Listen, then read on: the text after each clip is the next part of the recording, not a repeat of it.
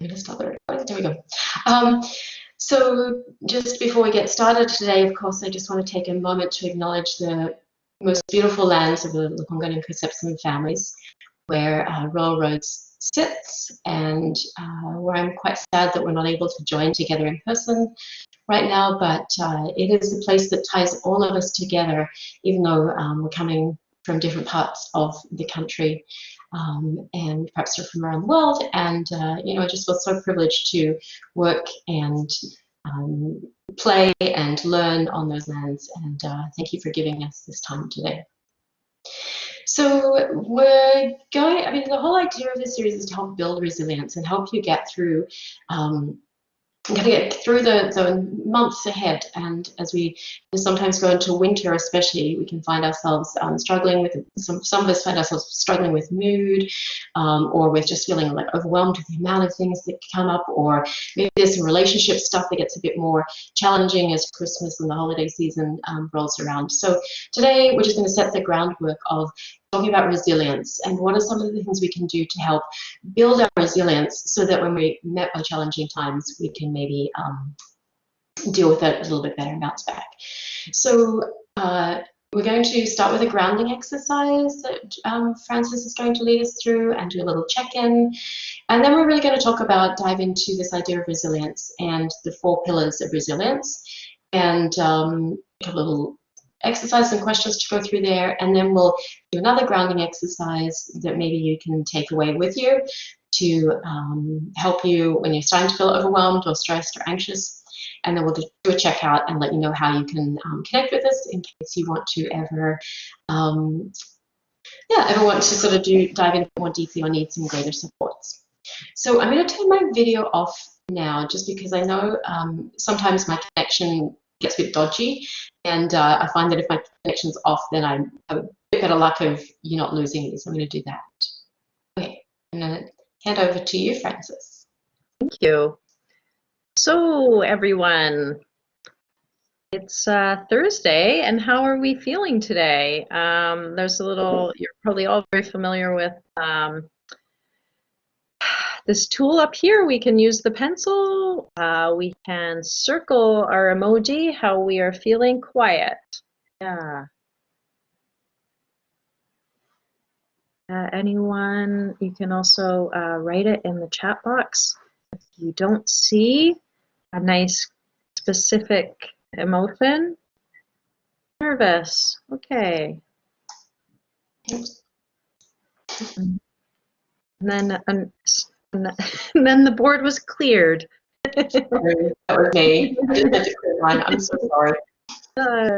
That's goofy. Now I'm feeling goofy. Okay, cool. I'm nervous. I'm tired. Yep. It's an early morning session today for some people, or we're at the end of our day, depending where we are in the world. That's the neat thing about railroads. Funny. Yeah. Nice. And on a scale of 1 to 5, thinking about your life at the moment as students and just as humans, really, how anxious are you feeling during this time?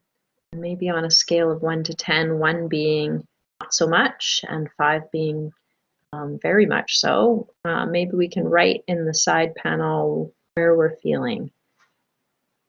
And hopefully, by the end, we'll check in again, and maybe we'll have taken you down by a point or 2.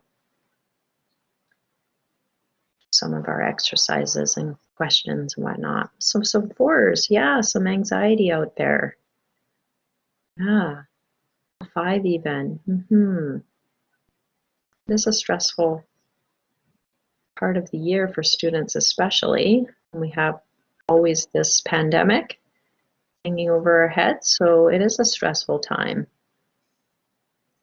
4.5, thanks, Ben. That's specific, I like it. Well, yeah, after we do some of the breathing exercises and we talk through some of the strategies, hopefully some of you might be feeling a point less, and that's how we scale for progress. So I will start off by leading you through some belly breathing. So if we all just sit with our eyes closed, Let's maybe get comfortable in our chairs, ground our feet. That's a nice way to really feel centered. And start paying attention to our breathing.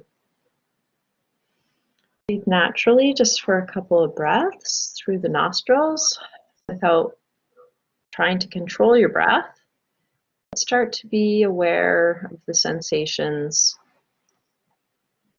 as they enter and leave your nose.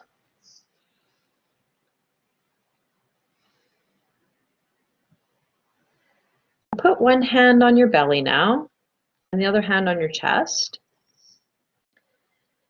And take a deep breath for a count of 4.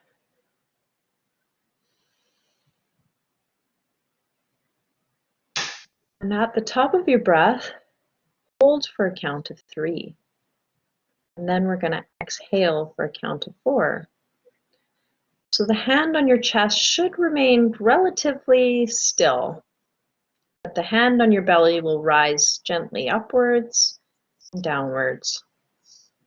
And I'm going to give you permission. We're all taught to suck in and keep those abdominals looking tight, but we're going to let them be really loose this time. So concentrating on your breath, forget everything else. Breathe in for 4. 1, 2, 3, 4. Hold. 2, 3. Exhale. 1, 2, 3, 4. Feeling the abdominal muscles back and forth. Trying to let your busy mind let go all the racing thoughts. Just noticing the breath. In, 2, 3, 4. Hold, 2, 3. And exhale, 2, 3, 4. A couple more of those. Trying to resist the temptation. Think about those thoughts. Focusing on the sensation of your breath. Places in your body that might be holding tension. Try to breathe through, releasing some of the tension. Keep returning to the breath.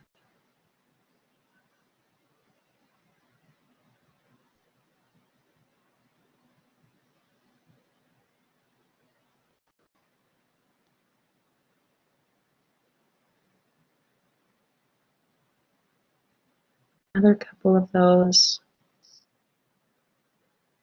Hopefully that's making us feel a little calmer, a little bit more grounded.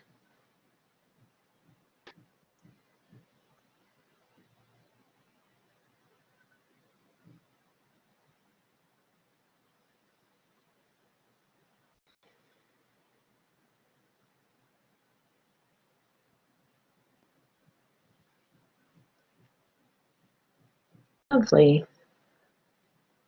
Wonderful exercise to use at any time of the day when we're feeling activated, the mind is busy. Just giving yourself 5 minutes. Focus on the breath. Calms us right down.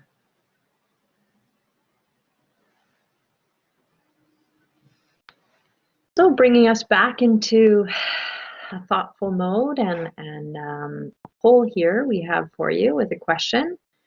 What are you guys finding most challenging while you're studying, especially during COVID and winter is underway? So what is causing you a little bit of angst and stress right now? And again, you can take the pencil. Oh, someone is in all of the above perhaps. Yes. Finding time for wellness and self-care. Yeah, missing family. Mm-hmm. Hard to plan. Uncertainty. Yeah, the world has gone very sideways and it's very, very hard to plan these days. balancing school and work priorities. Yes, this is a common one especially for railroad students. Teamwork, yeah, thank you for adding that into the, yeah. Homesick, homeschooling, is that what's coming up for somebody? They're homeschooling their kids, yeah. This is a very challenging time for our parents. Yeah, yeah, or getting everybody's schoolwork done, not just your own.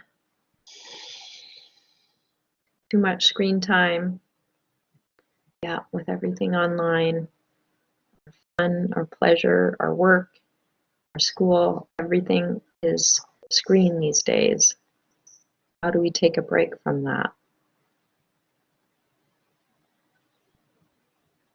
So hopefully we will be answering some of the strategies that will help you with some of these uncertainties and some of these for plan over winter. I'm going to pass back to Gemma now to lead us through the next section of slides. Lots of different stressors right now. Yeah. Thanks, Francis, for just opening that opportunity up just to acknowledge some of the things that are playing a part in how I think many people are feeling right now. And I think part of the reason why I love gathering students together for these workshops is hopefully you start to realize that you're not alone. And it can feel really isolating, particularly this time, particularly studying online, but just know you're not alone. And we're here to support you, and reach out to other people, because if you're feeling the way you're feeling, then there's a good chance that they may be feeling similarly as well, and we can support each other. So I'm going to start to talk about building resilience. And on this slide here, for some reason, two of our little labels are missing from our green circle and our red circle. But when we're talking about resilience, we're really talking about this idea of being able to bounce back or recover from stressful situations. So part of the human experience is life sometimes throws us curveballs, and sometimes it throws really difficult things our way, and there's no real avoiding of misfortune. That's part of the human experience. But what we really would like to see people do is start to build this sense of underlying resilience, so that when they are faced by something particularly stressful, they have a better chance of coming through it, at least unscathed, or perhaps healthier, or at least come through it, rather than getting stuck in it and feeling completely overwhelmed all the time. So you'll see here in this middle circle here, we've got this idea of the comfort zone. And the purple zone is a really important part of resilience. It's where we feel comfortable, we feel we can recharge, we can reset, and it doesn't really stretch us or grow us very much.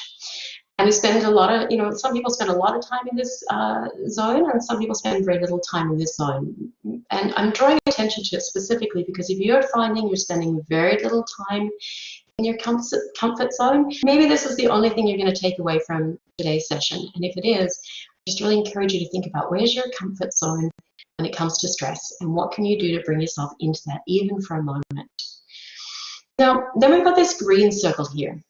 And this is where we consider a healthy stress. And usually when folks sign up to do a degree, what they're doing is they're taking themselves out of this comfort zone and they're stretching themselves out into this healthy stress zone. And this is where we generally consider it to be a place of learning, a place of growth, a place of feeling like we have like energy is usually a feeling that comes with this, a little bit of energized feelings.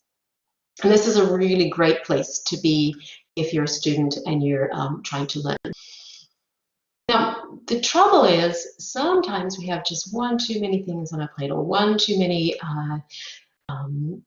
things that just knock us sideways. And then we end up in this space out here, in this red space, which is where we feel overwhelmed. And when we talk to students, we hear things like they're just feeling overwhelmed. They don't know where to go. They don't know which way to turn. They can't think, they have brain fog, their processing just seems slower, they feel like they should be getting ideas or writing their papers more quickly or learning their ideas, but they just can't. and this is in this overwhelmed stratosphere. It's completely normal for all of us to flip into this sometimes. So not to worry if you enter into this realm, completely normal. But what we really want to encourage you to do is if you're finding yourself in this area for any extended period of time, really good sign that maybe it's I don't know, our bodies and our brains telling us that we need to do something a little bit differently to try to bring us back into this healthy stress zone or further back into the comfort zone. And sometimes we can do that by ourselves, and sometimes it can be a great time to book an appointment to talk to someone like Francis or myself to try to work on this together. So this is what we're talking about, resilience. How do we, if we find ourselves over here, how do we bring ourselves back into the healthy stress? So the good thing about resilience, and I know resilience is one of those words that's sort of bandied about a lot, but we actually know quite a bit about resilience. And what I want to share with you today is this idea of 4 pillars that we can focus on to help build a really strong foundation. And for most of us, if we reflect on each of these pillars, we might find that, yeah, maybe 3 of them we're doing okay on, but there's one that we have maybe neglected for a period of time. Or other times, like people sort of go, well, yeah, none of these. I haven't given any attention to any of these because I'm feeling so overwhelmed with life just in general. So there's no time. But, and if that's the case, maybe it can be an invitation to just one of the pillars and maybe just do one small step to try to build that foundation.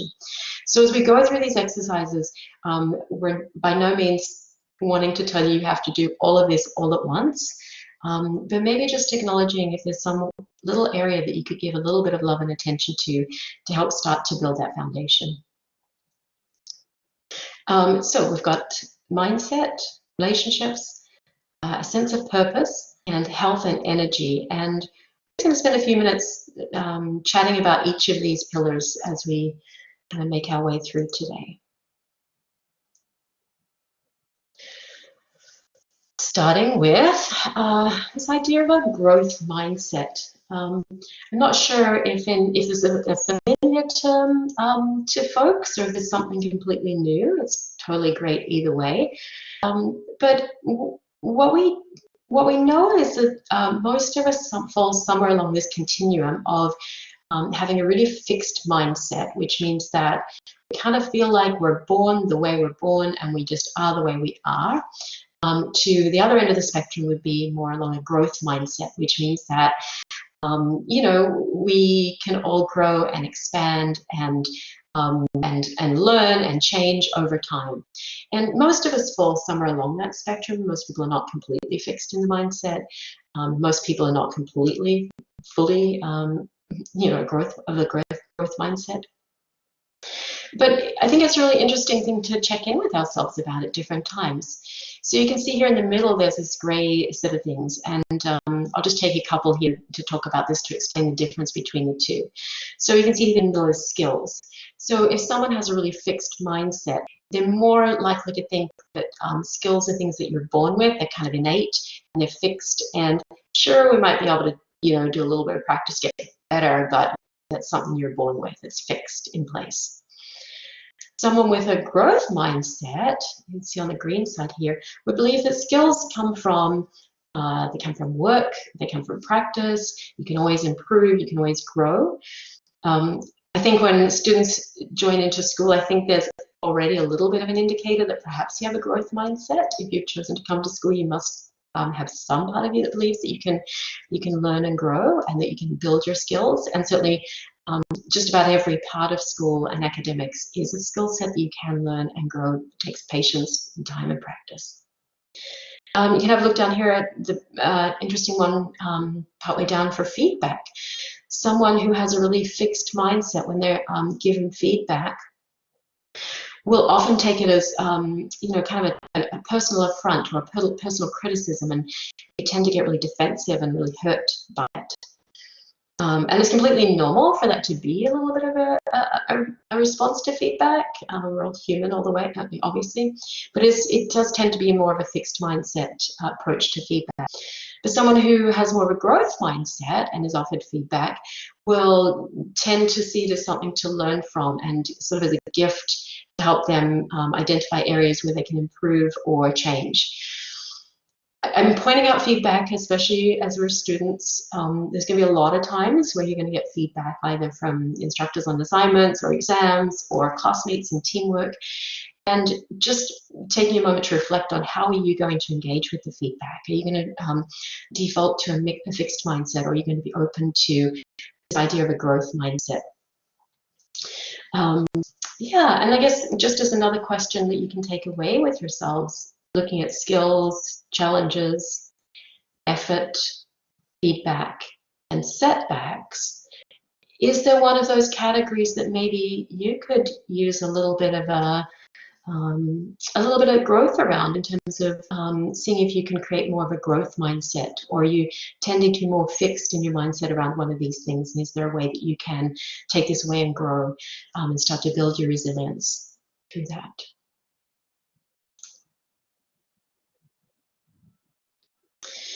The other piece, I mean, there's so many things we could cover in mindset, but we really had to break it down into two. And we did the growth mindset. And the other piece we wanted to talk about today was this idea of happiness. And when I'm talking about happiness, I'm not talking about, happy days, kind of happiness. I'm really talking about sort of a deep contentedness and happiness. And in recent years, there's been a lot of scientific research around this, and I find that really interesting because I think the pursuit of happiness has been something that's been around since probably the dawning of time. But it is interesting, as I started to read more about it, I really found that this was actually a really lovely area to become more knowledgeable in, because I think there's a lot we can learn. You see on the slide here that some people are inherently more happy than others, and I think that about 50% of our happiness sort of level or quotient is predetermined, and maybe a genetic factor there. 10% is kind of depending on our circumstances. So if we have kind of a nicer life where things kind of going along well for us, 10% of our happiness is determined by that. But the really interesting piece for me is that 40% of our happiness is actually determined by intentional efforts. And the studies have shown that the people who make these intentional efforts repeatedly tend to be equally as happy as those people who think are just happy all the time. So that's the really good news, is that if you're, well, I actually tend to be not a particularly happy person, so I have to be really intentional with my efforts. And the good news is that with practice and practice and practice, I'm pretty much a happy person most of the time. In fact, people who meet me now would probably describe it as that way. But it does take practice, and it does actually need some intentionality. So then you're like, okay, what do I need to do? So then they've done more studies, and they've looked at, okay, well, what do we know about happy people? And what are the things that generally happy, deeply contented people are doing that might be a little bit different to other people? And there's a whole list of things that they've done, and as I'm going through this, maybe you could share in the chat box if you're open to this, but just reflecting on what small thing might you do to give yourself a boost of happiness if you're feeling that you're feeling a bit more glum, or maybe the winter blues are coming on. It'd be a good time to think about this. But we know that happy people devote a lot of time to relationships with family and friends, and that's of course more difficult right now. But is there some way that you could give yourself a boost by reaching out to family, friends? Happy people express gratitude regularly, and our colleague Sarah Chattelborough is going to do some exercise around gratitude at the next session next week. So that can be a really beautiful way to boost our feelings of contentedness and lessen depression and increase our happiness. They're often really helpful to others. They try to live in the present moment, which I think can be very difficult, but just bringing it back to the here and now. And Frances's beautiful breathing exercise that she did before is helpful to that too. Tend to be deeply committed to lifelong goals or learning, which I think is wonderful that I'm speaking to a bunch of students. So hopefully there's some of that there already built into some of the folks on this session. And then the other thing is too, they're not immune to life stresses. So everybody experiences grief and tragedies and stressful situations and unexpected accidents. And that's across the board. That's not a determining factor about happiness, but there's lots of other things that you have some control over. So my question then is, what small thing can you do to give yourself a boost in happiness? And I see Karen, that's wonderful. Yes, reach out to someone you haven't spoken to for a while. I love that idea. Probably really helpful for you and for them. So it's a nice double bonus there. And Abigail calls your mom for chat. That feels better. That's wonderful, Abigail. I love that. I'm sure your mom really appreciates that too. Thanks for sharing.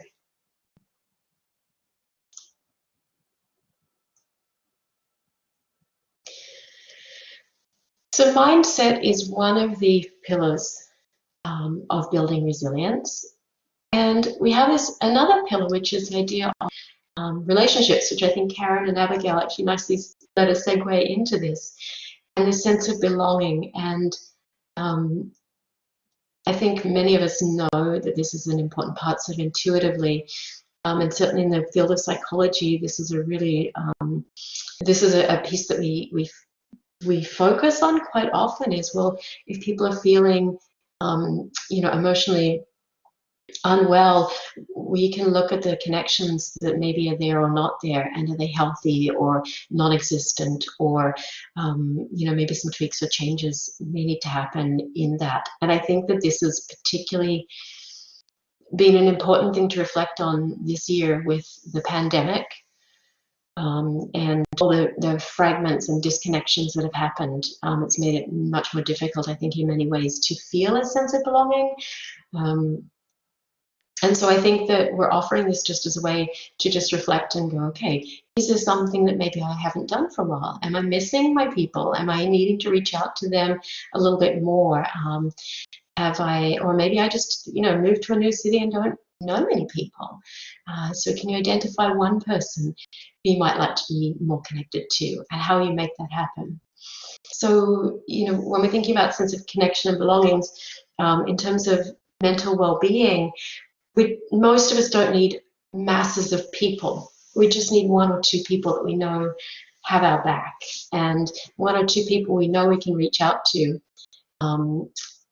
when we're feeling a little bit lost, and when we feel like we just need some connection. And again, I think this is really important, not just for us as individuals, but remember, if we reach out to someone who might be feeling lonely, if we're feeling lonely, then there's a really good chance that we might actually be giving them the benefit of helping decrease their loneliness too. So you can think about, what ways did you find to connect in this past week? And if you really struggle with that, what can you do? What can you commit to doing in the upcoming week to maybe make yourself feel a little more connected, to building on that sense of resilience.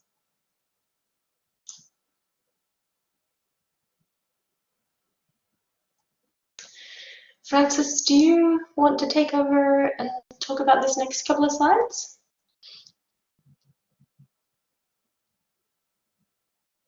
Francis? Sorry, I said lots of great stuff there, but nobody heard me. Thank you so much. That was really, I think everything that you said was really spot on, and the clients that we're seeing now in the counseling department are really having to get creative about connecting to people during COVID. And just like you said, sometimes random acts of kindness and extending your comfort zone, it is in benefit of someone else, but it's releasing all these beautiful hormones and neurotransmitters that make us feel good. So like you said, it's not necessarily, it's for our benefit, but we're helping someone else who, there's a lot of lonely people out there right now. So there can be many ways to connect, and getting out of our comfort zones and just trying to to chat to somebody new might be saving their day too. So that's a Mhm. great way to strategize and attack your day.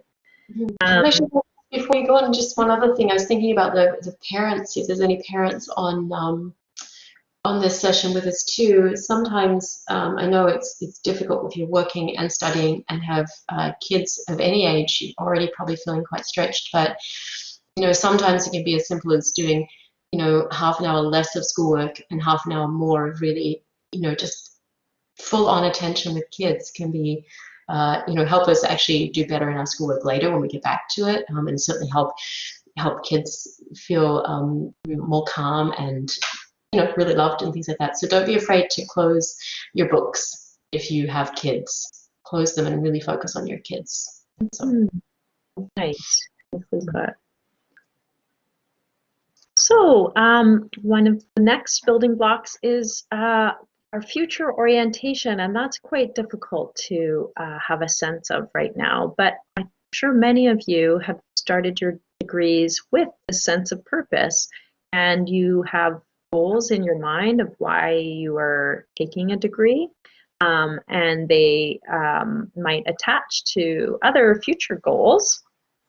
And this sense of purpose really brings clarity to our lives. So it makes it possible for us to manage our time better, find motivation and momentum in our days, and it can be anything. It can be our sense of purpose can be big ideas you have, grand dreams you have, or they can be small and conscientious, just for those of us that are struggling, just choosing something that's really attainable is fine as well. Some of us, it will be our family and our extended family, just living and doing what's needed to be done for our collective, our community.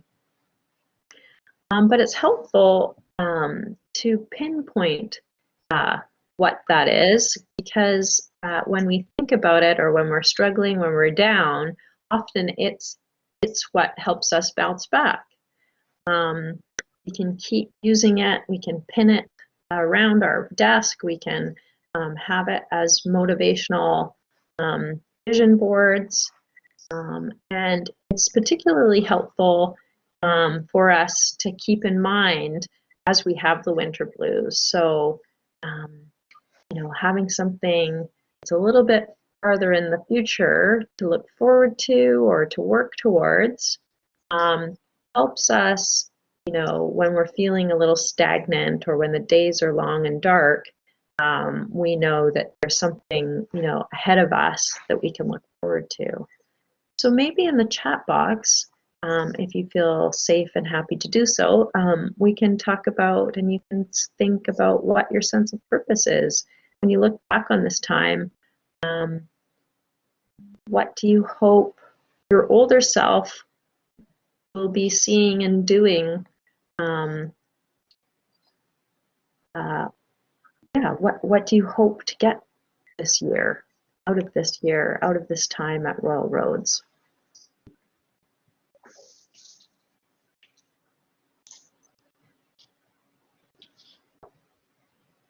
I think that's a great question, Francis, and while we're giving people a chance to maybe reflect on that and maybe join in the chat box.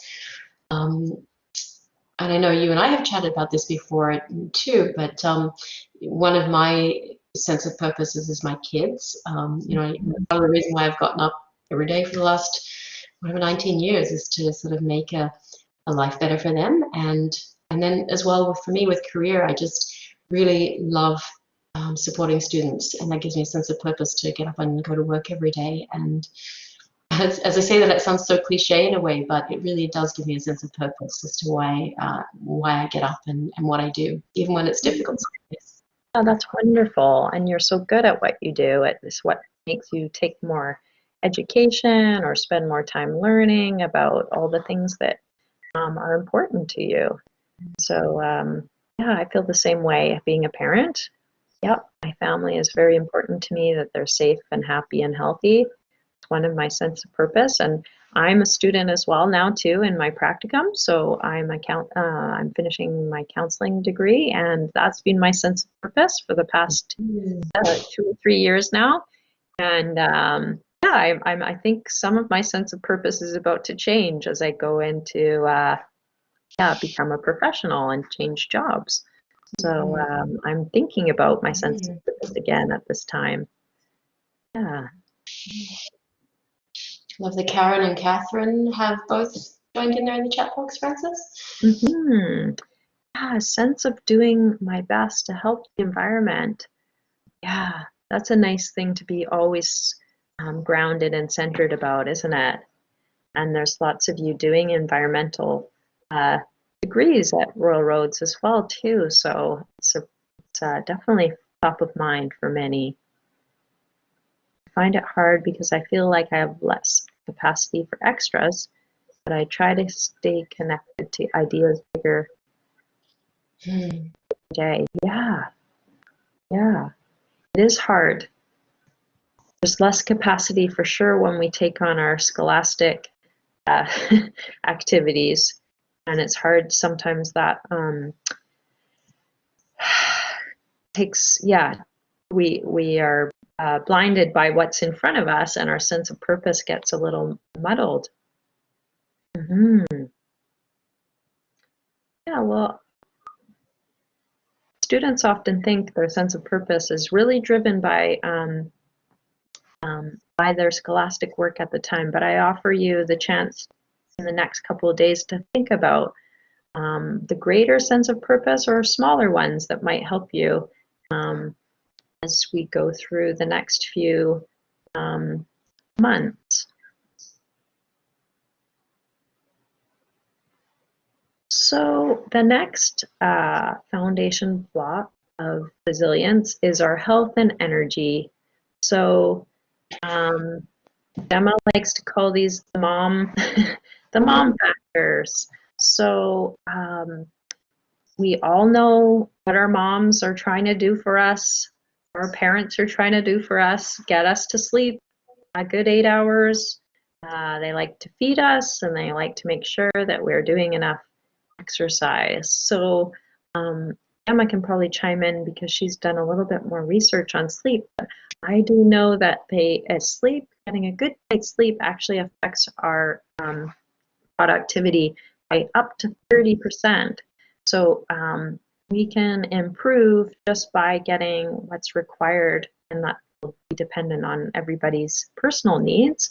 But that sleep factor is enormous for all of us as we, it gives us the chance to really, really kind of sweep out the brain and get ready for the next day when we're forming lots of synapses and learning. Nutrition, of course, everybody knows this one. Do we all do our our healthy eating every day? Not always, but making sure that we take like bio breaks throughout the day, with screen time being so heavy, planning ahead, doing some meal planning so that we have nutrition ready to hand.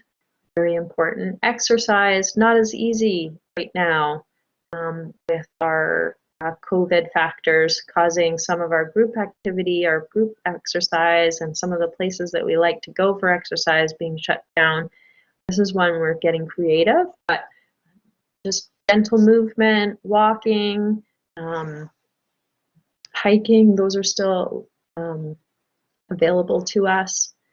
Making sure that that's nice for our fresh air for our breathing, and some vitamin D for us when we get outside as well.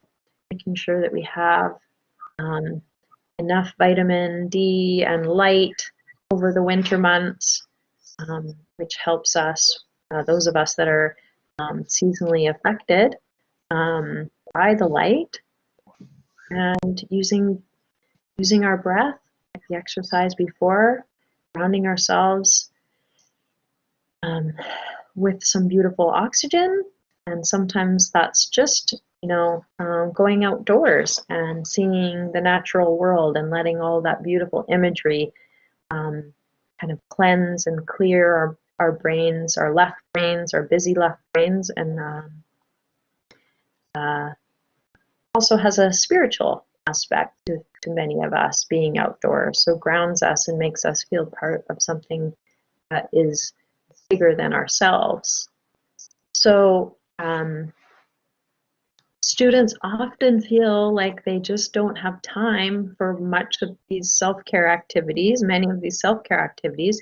So maybe think about just now what might be some areas that could use some love and attention and improvement in this area. What would really recharge your battery if you planned ahead and put some intention behind?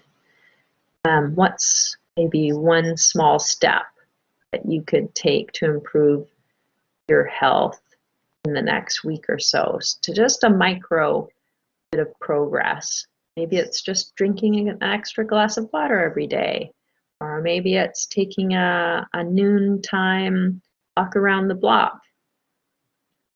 They sometimes don't need to take a lot of time, and sometimes it's as easy as, buying that healthy granola that you actually enjoy, remembering to put a few extra healthy things in your grocery basket. So maybe if you, again, feel ready to share, want to get creative with your collaborators here, you can put this your idea in the chat box. I really enjoy a noonday dog walk, and it takes off one of the chores that I need to do. I like to hang out with my dog. He's a sweet, gentle kind of fella, and so it feels like I'm connecting with someone at the same time as we're both, playing with your dog too, Catherine. Yeah, and it gives me a break in the middle of my day when I kind of need it, and I need to stretch my legs and get some fresh air or whatnot. So that kind of covers a few bases. And I'm a mom, so I do a lot of meal planning and make sure like everything I need is here for the week so that I'm not running out and getting a little stressed out just feeding everybody. So those are two things that I try to do.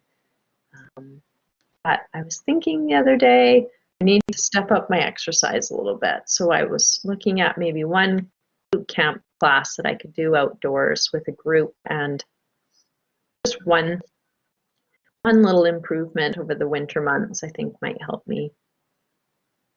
Yeah, sometimes a 20-minute, we'd really love an hour, wouldn't we? Wasn't when we like doing something. That's a great idea. Noticing, picking up rocks, just getting really close to nature. I love doing that. I have a whole Instagram account with just my flowers.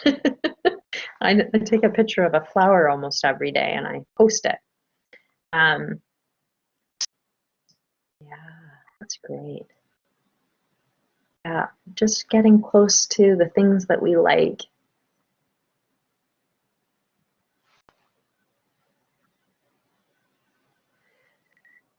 So I'm going to pass back to Gemma, and she's going to lead us in another grounding exercise. Sure. Thanks, Frances. Yeah.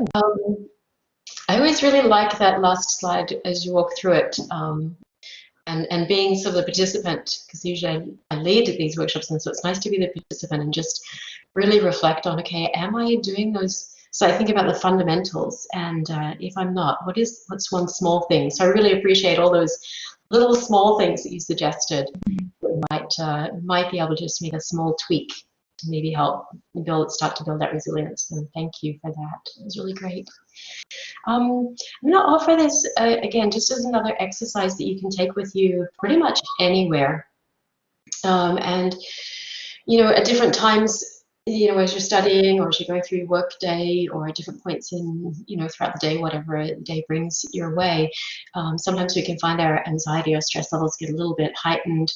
We might feel overwhelmed and not sure which direction to go in, or sort of feel not grounded. And this is just really building on the belly breathing that Francis did this morning. And so I'll tell you what it is, and then I'll guide you through it just basically from where I'm sitting.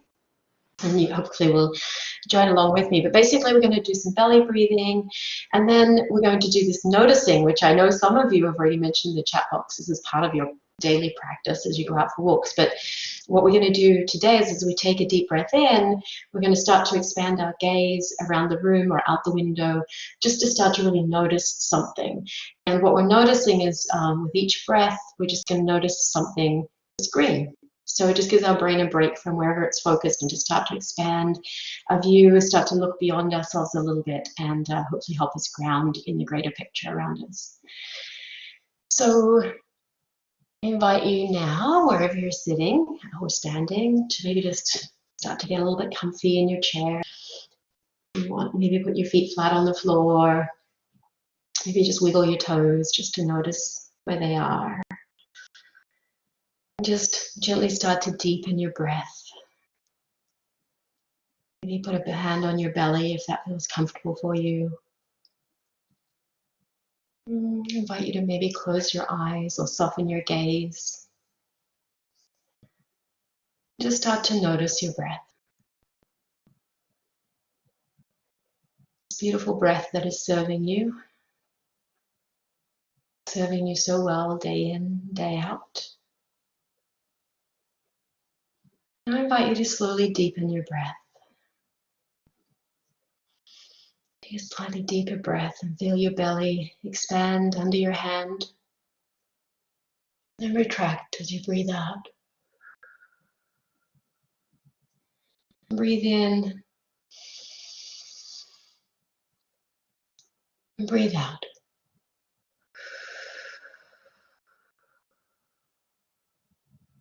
Breathe in and breathe out.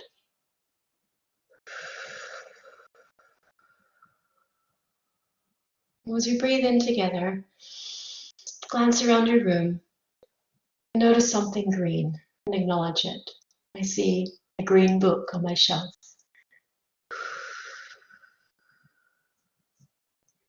Breathe in, and I notice a bright green ornament that my daughter has in her room. And breathe out. Come on, made me smile actually. And breathe in. I glance out my window and I see the green hedge that surrounds my property. Breathe out.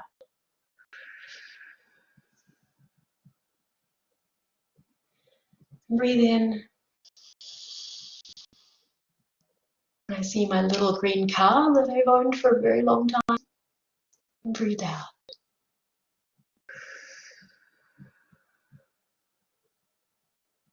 And I breathe in. I look all the way into the distance, and there's a big, beautiful, I think it's a pine tree, my neighbor's yard. And breathe out.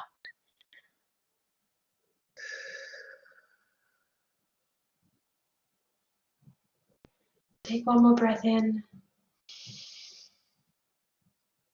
And breathe out.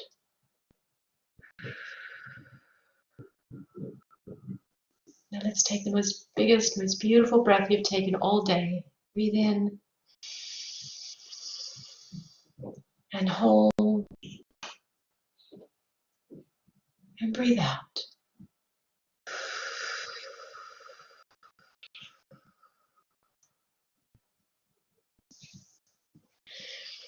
Now as you just gently allow your breath to return to normal,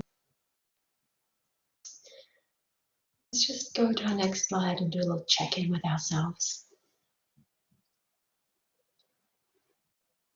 And I invite you to take the pencil and acknowledge, after you've checked in with yourself, how are you feeling now? Does one of those faces represent how you're feeling, or is there another word that matches how you're feeling? Check in with your anxiety levels. Where are they at right now? On a scale of 1 to 5. And again, there's no right or wrong answers to any of this. It's just an acknowledgement of where you are at in this moment in time. An acknowledgement that hopefully we've been able to take you to a little bit of a calmer place, maybe brought you down half a notch or notch on the scale.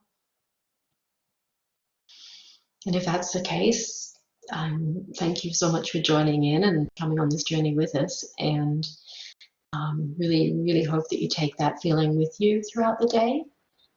And if you feel you're going back up the scale, that's okay too.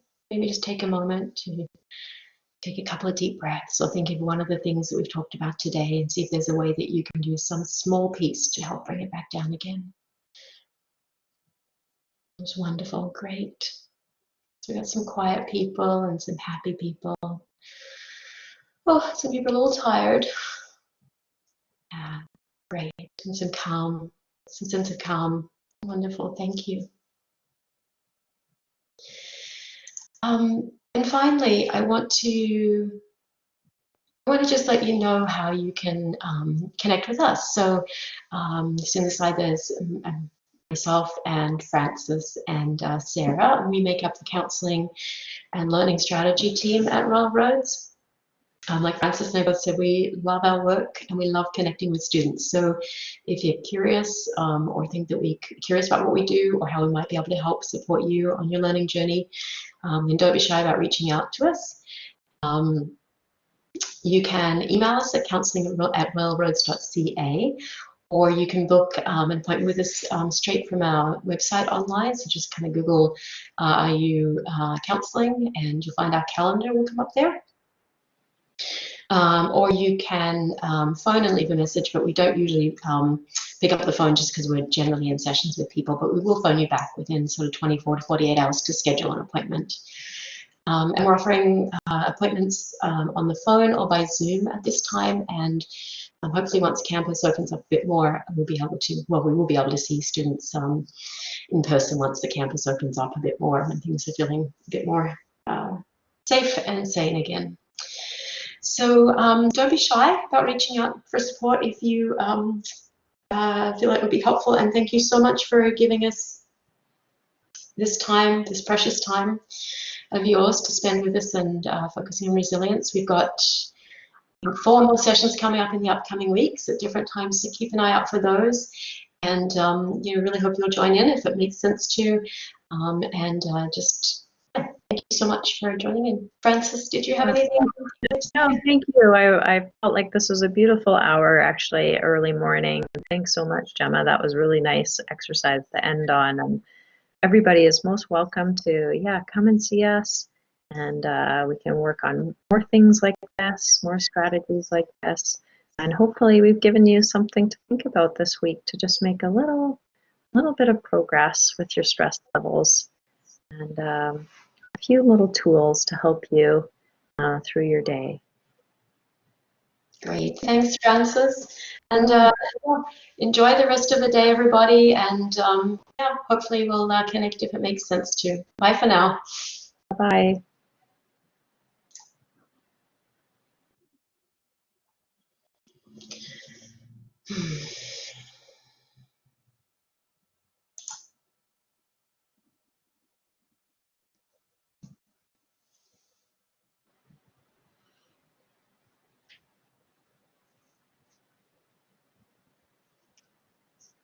That was great, Gemma. Yeah, thank you, Francis. You're so good at this. That was really a calm, nice feeling to that session. So I feel good. Good, me too. That was such a lovely engaged group of students. So it was really nice. Really nice to spend that time together. So yeah. Oh, that was a wonderful way to start my day. Thanks, Francis. It's always so lovely co-facilitating with you. I feel like it's a nice pass back and forth. That was a nice one. I have to scamper off because I have a session now, so I will love you and leave you, and speak to you later on. Okay. Sounds good. Okay, enjoy the rest of the day. Bye for now. Bye. And Abigail, I'm not sure if you're there, but I'm just going to gently nudge you out of the session now. But thank you so much for joining us.